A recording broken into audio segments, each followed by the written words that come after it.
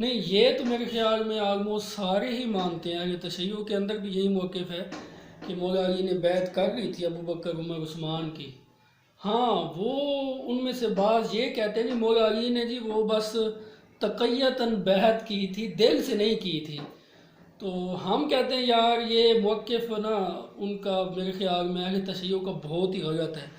کہ وہ کہتے ہیں جی دل سے بیعت نہیں کی۔ ایک تو دل کے معاملات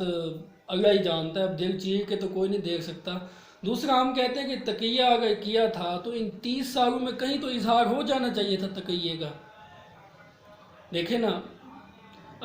2.5 سال ابوبکر کے، 10 سال عمر کے، 12 سال عثمان کے، اور 6 سال مولا علی کے خود رضی اللہ تعالیٰ عنہم اجمعین علیہم السلام۔ تو ان 30 سالوں میں کہیں تو ایسا اظہار ہوتا نا جس کی بیس پہ آپ یہ کہیں کہ جی مولا علی نے جی تقیہ کیا تھا، مجبوری میں کیا تھا، یہ تھا وہ تھا۔ ایک تو اس سے مولا علی کی جو صفت شیر خدا ہے اور ان کا جو پورا کریکٹر جو غزوہ احد، بدر اور تمام جنگوں میں ہمیں نظر آتا ہے، اس پہ یہ مولا علی کی طبیعت میں فٹ ان بھی نہیں بیٹھتی۔ پھر وہ مولا علی جو بعد میں آلموسٹ 60 سال کی عمر میں انہوں نے جنگ جمل صفین نہروان میں تلوار اٹھا لی اماں عائشہ اور اس کے خلاف،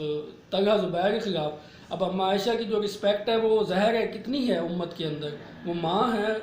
لیکن جب حق نافذ کرنا تھا تو انہوں نے یہ کام کیا۔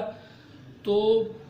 اگر وہ ناجائز سمجھتے ابوبکر عمر عثمان کی خلافت کو تو ضرور کوئی نہ کوئی ریئیکٹ کرتے۔ اور یہ میں خود سے نہیں کہہ رہا، آپ نہج البلاغہ کے اندر نا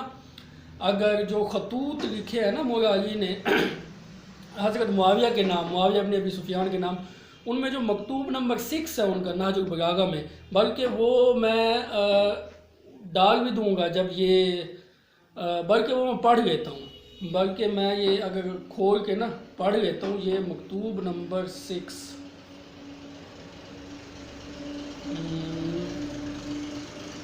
ہاں جی، یہ جی نہج البلاغہ کے اندر مکتوب نمبر 6 ہے نا، جو اس میں جو معاویہ ابن ابی سفیان کے نام، یہ خط کا ٹائٹل ہے، اس کے اندر مولا علی فرما رہے ہیں کہ جن لوگوں نے ابو بکر عمر عثمان کی بیعت کی تھی انہوں نے میرے ہاتھ پر اسی اصول کے مطابق بیعت کی جس اصول پر وہ بیعت کر چکے تھے۔ یعنی یہاں آپ تو کہہ رہے ہیں کہ مولا علی نے تقیہ کیا تھا، مولا علی معاویہ ابن ابی سفیان رضی اللہ تعالیٰ عنہ کو خط لکھ کے ابو بکر عمر عثمان کی جو بیعت کا طریقہ ہے اس طریقے کو اپنے لیے حجت بنا کے پیش کر رہے ہیں۔ تقیہ تو بڑی دور کی بات، وہ تو ان تینوں خلفاء کی بیعت کو اپنی بیعت کے لیے حجت بنا رہے ہیں، دلیل کے طور پہ پیش کر رہے ہیں۔ اب میں خط JPG میں لگا دوں گا انشاءاللہ، اور اس کی بنا پر جو حاضر ہے اسے پھر نظر ثانی کا حق نہیں، اور جو بر وقت موجود نہ ہو اسے رد کرنے کا اختیار نہیں، اور شورا کا حق صرف مہاجرین و انصار کو ہے۔ وہ اگر کسی پر ایکا کرے اور اسے خلیفہ سمجھ لیں تو اسی میں اللہ کی رضا اور خوشنودی کو سمجھا جائے۔ یعنی مولا علی فرما رہے ہیں کہ جس طرح مہاجرین اور انصار نے ابو بکر عمر عثمان اور علی کی بیعت کی تھی، اسی طریقے سے انہی مہاجرین و انصار نے مجھے چنا ہے۔ تو مولا علی کہہ رہے ہیں جب مہاجرین و انصار کو یہ حق حاصل ہے، وہ جس کو چنیں گے اس کو اللہ کی خوشنودی سمجھا جائے۔ تو مولا علی جب مہاجرین و انصار کے پک کو اب اللہ کی خوشنودی کہہ رہے ہیں تو ظاہر ہے پھر وہ کیوں نہیں راضی ہوں گے ابو بکر عمر عثمان کی خلافت پر، وہ بھی تو انہیں نے چنی تھی۔ تو یہ جو موقف ہے نا اہل تشیع کا، یہ میرا نہیں خیال تقیہ والا بالکل سپورٹڈ ہے، اور یہاں مولا علی کھلے دل سے تینوں خلفاء کی بیعت کو اپنے لیے دلیل بنا رہے ہیں۔ اور آگے مولا علی فرماتے ہیں اب جو کوئی اس شخصیت پر اعتراض یا